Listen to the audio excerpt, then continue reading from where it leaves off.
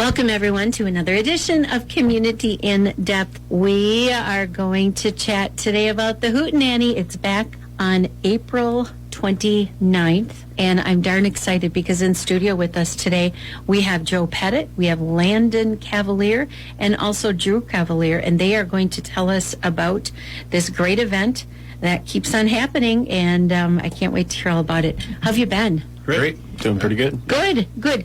Joe, I really appreciate you putting this together on such short notice. But before we went on the air, we were talking about that's kind of how it is. You're just adaptable when you're a musician, aren't you? I guess, yeah. We just try to keep it fluid and, I don't know, be open to new experiences with old friends and new ones. And so the Hootenany has been going on how many years, please? This will be the 14th year. Oh, my stars. And do you call it the 14th annual? We do. The first one was not structured as an annual. It was just kind of a one-off. I think I've told this story before, but I had an acoustic engagement lined up at the Busted Nut, and I played in contemporary worship band at Our Savior's for many years. I did that for 23 years, and within that band, like Nick Fox he's still a singer there, Lonnie Menard, Matt Blackford, and Paul Woog. All those guys played together or individually in other endeavors besides the church band. So I just said, why don't we all play for like a half an hour that night, and then maybe we'll put something together at the end, and I'll bring friends from my band and whatever. And it was so well received and well attended that people said, oh, you got to do it again. So we did it a year later, and then, oh, you got to do 2 venues. We did that. And Nick Fox was really the guy that put it in my ear that said, you need to harness this for good somehow. And so I think it was probably the 5th year, I think was the first time we actually made it a fundraiser. We probably raised $1,500 or something like that. Kind of a pass ahead. It's still technically a free event, free to attend. Suggest a $20 donation for admittance, and then there's buckets that go around, and we're up around, I don't know what was last year, probably, the 14,000 raised, something like that last year, Drew? 14 last year. That's kind of been the goal we try and hit.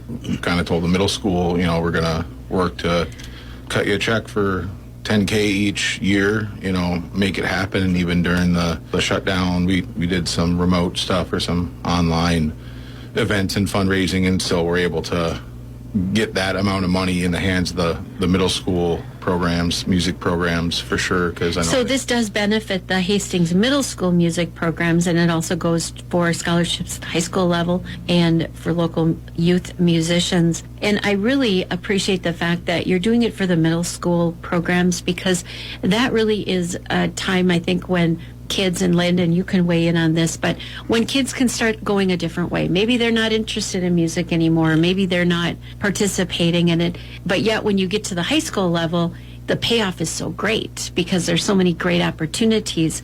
So was that a conscious effort for you to really hone in on the middle school years, or did you have middle schoolers, or how did this all happen? That was also, like, Nick Fox was at the middle school at that point teaching, and so kind of saw the need there and said, hey, this is, something I see firsthand that we could really help out. And so that's kind of where it started. And there's been a number of other groups, the Live at the Loft group that's done fundraising for music in the high school and middle school. So it's a huge community of music that the Hoot is a big part of, but there's a lot of, other there's groups a lot of that offshoots. It's like a big Venn diagram, these folks and these folks and these folks, and everyone's kind of working to continue that, to cultivate that culture of music in Hastings, especially when you're in middle school. Even if you don't know the skills you're learning, if you're learning skills, then, stuff comes together and it makes more sense. Like, Landon, tell us about you, honey, because you are in high school now. And when you were younger, I would assume you kind of tagged along, but you've actually been performing for a bunch of years. Yeah. So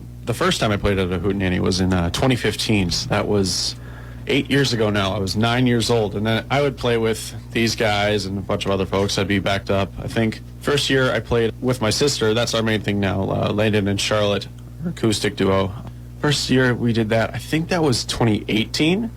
And then just kind of continued on and kind of growed in that. And that's one thing that I really appreciate personally about the Hootenany, is that I kind of found my musical identity in a way. Tell me what that means, please. People take very different paths in the music industry. People play with bands, solo, whatever. I just kind of fell into the groove of playing with my sister, and that's just kind of how we move forward just kind of discovered that and then grew through it.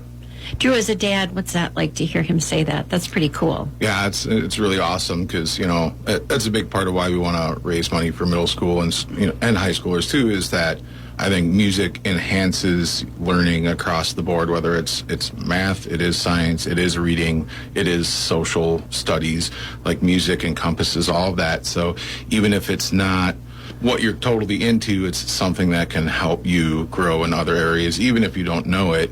And yeah, I think the adaptability is a big part of like what the Hootenany's been. And so young people like Landon or others have been able to play. I know Joe's got some folks that are coming in and, hey, you're going to play a set of music with Nationwide Boogie or with the Coxman or, with Nick Fox or someone who's done this for a long time, and kind of just gives you a different experience, I think, playing, because it's really, we call it Hootenany because anyone can come and be a part of it. One N at the end. One N at the end. It's Hootenany. And this is the 14th annual edition of Hootenany. It's going to be on Saturday, April 29th. Why doesn't somebody give us kind of the overview of all the groups? Oh, man. I don't even know what some of the ones I'm playing with, what they're named on there. Yeah, well, so my daughter's playing. That's pretty cool. She's been involved for a number of years now. So my regular band, Nationwide Boogie, is backing her up. I see it at 2nd Street Depot. You see. Well, yeah, that's kind of how it goes. Oh, this is tomorrow. Yeah. One of the fun things I like that is putting together the fake band names. Like, they're not all fake, but I mean, I encourage people, because naming bands is super frustrating, but super fun when you're not taking it very seriously. I love it. Shouldn't. Band name for a night, basically. And actually, the permanent band name of my band, semi-permanent, whatever permanent really is, but Nationwide Boogie came from we began life as playing 5 ZZ Top songs at a Hootenany, and we tried to take our name from the song titles, and we did. I'm Bad, I'm Nationwide, and Tube Snake Boogie, and now that's our band name. Oh, I love Boogie. it. It wasn't taken, but there's a lot. I see people's last names. I see names of people that have participated for a lot of years, and then they're coming up with different configurations, different, playing with a different lineup and different styles, and kind of encourage themes or some sort of a thread to run through, because you only get 4 or 5 songs. You get 25 minutes to play, 5 minutes in between, then somebody else is up, and that speaks to adaptability a little bit, because you got to hurry up and get going, and you might not have every piece of technological equipment just exactly the right way, or every piece of musical equipment that you need, but you go. And I kind of like that. These aren't professional PAs. Every PA system at these places is donated by a band, and they stay there and run it or help run it throughout the night. So can you explain how it works? Because there are more than one venue. Maybe give a shout out to them. And then, as you said, it changes every half hour. Yeah, you get 25-minute sets. So it's at 2nd Street Depot, Hastings Tavern, Busted Nut, and that's where it originated, American Legion. We're at Spiral Brewery, and it looks like everybody's starting at 4 o'clock. Is that right? Yep, everything starts at 4 at the same time. Corey Tap House, Lock and Dam, and El Mexican.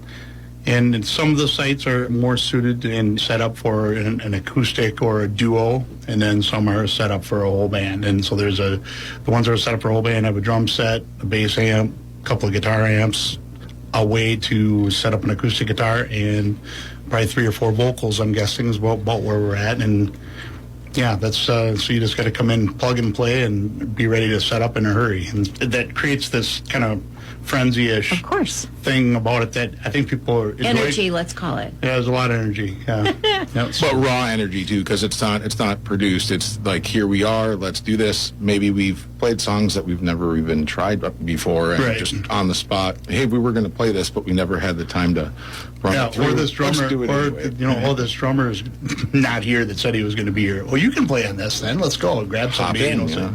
you see somebody that can play. Let's do it. It's happened a lot of times. So how would each of you describe your favorite genre of music that you play? I like kind of rootsy stuff, and I'm either on. I listen to Sirius XM. I'm either on Ozzy's Boneyard, so for that kind of heavy metal or whatever, and then I go from that to outlaw country. So I don't know. I like rootsy stuff, but I also like harder edge stuff. Wide variety. I think you find that with everybody in this room. Yeah, definitely some wide variety with me and my sister. We kind of pick some songs from any and all genres. We're doing some punk rock lately. We'll do pop. We'll even do some hip hop if we're feeling edgy, I guess. Country, you name it. We've probably played one or two songs. Throughout the night, too, as we play with different groups, you get to do, we might have like a more old school country set, and then we might have something that's, more bluegrassy, and then something that's more like heavy metal or that type of stuff. So you get a good variety. I think I like just kind of like jam stuff. It could be whatever genre, as long as, it's got that kind of wave to ride together. That's what I enjoy, whether it's country or rock or... Sure. So will any of your bands or you go to a separate venue after you play someplace? Will you rotate? Is that how it works too? Yep. So we have facilitating groups. So those are the folks that set up their PA and equipment at each of the venues.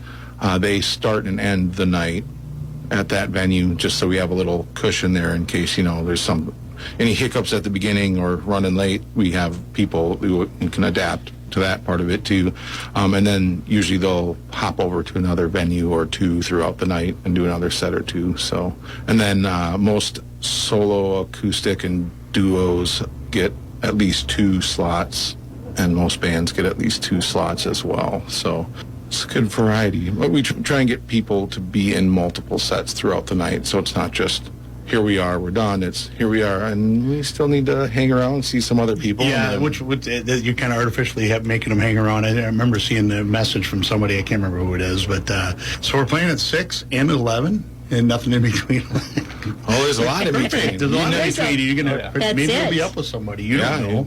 You may end up joining another act and playing something you never played before, or something that they're playing. They're like, hey, yeah, I can make this sound good. Part of it is helping each other, I think. I like that. What I like about it. So who loves it more, do you think, the musicians or the people that come to listen? Oh, that's kind of unfair. We obviously love it, but I think people eat it up. I mean, the response, is crazy. Every year it's like at 4 o'clock, we go, oh, there's nobody down here. Well, it's 4 o'clock. Right. It's, by about 8 o'clock, it's really super busy in all these bars. And yeah, people enjoy it. There's no question to me that it's rubbed off on all of us and all of our friends within the, like when we go out and play, not a hootin' anything, we're just all playing. Well, it could turn into, a couple people show up and they're probably going to get up on stage with you, or contribute to your set somehow. So this event, again, is the 14th annual Hootenany. It's going to be on April 29th. Starts at 4 o'clock. How late does it go, please? Most spots are going to go till midnight. A couple, I think, the Depot is going to go till 1 or a little after. Busted Nut and Hastings Tavern go till about 1. And El Mexican, I think, is going till 9:30, 10 o'clock. Yeah. Sound right? Like, about 9 at El Mexican.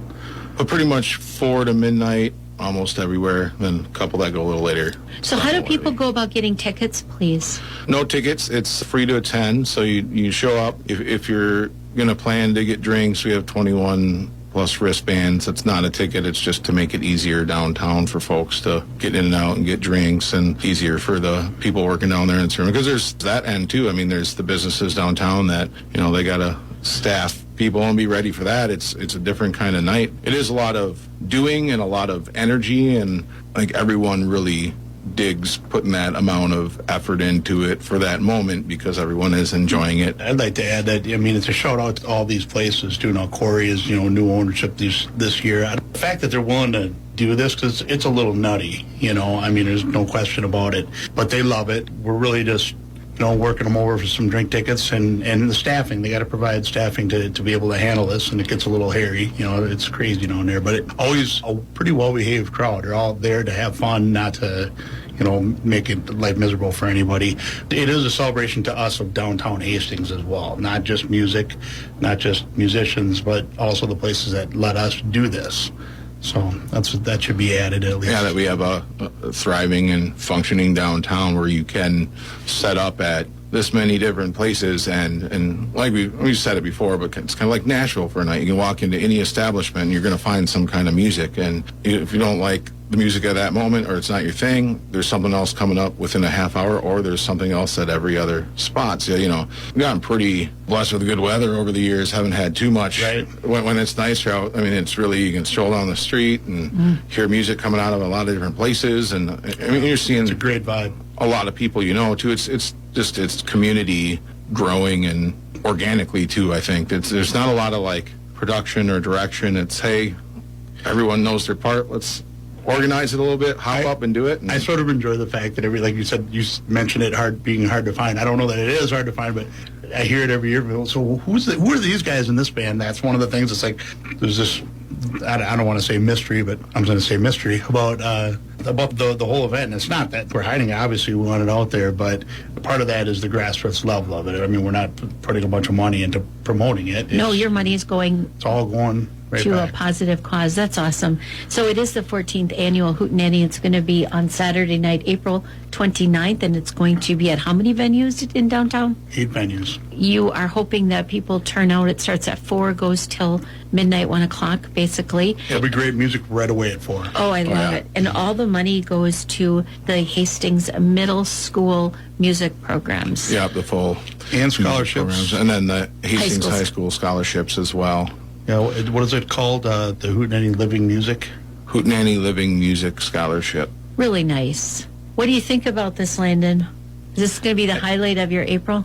Oh, absolutely. It approaches the highlight of the year, honestly, just the bringing together of the whole community, and then through that, growing the community, bringing up new musicians. It is a very big highlight. Well, for me. you're inspiring a lot of younger kids too, I bet, to come out and being a part of this. And I got to thank you both, Joe and Drew, for all the work that you do behind the scenes to make this such a success. Really is a great community event and effort, and we live in a great community, so it's nice to see it shine. Absolutely. So enjoy. We want to thank our guests, Joe Pettit, Landon Cavalier, and Drew Cavalier. Don't miss the 14th annual Hootenany. It's coming up on Saturday night, April 29th. And you are listening to another edition of Community in Depth on AM 1460 and FM 97.7 KDWA in Hastings.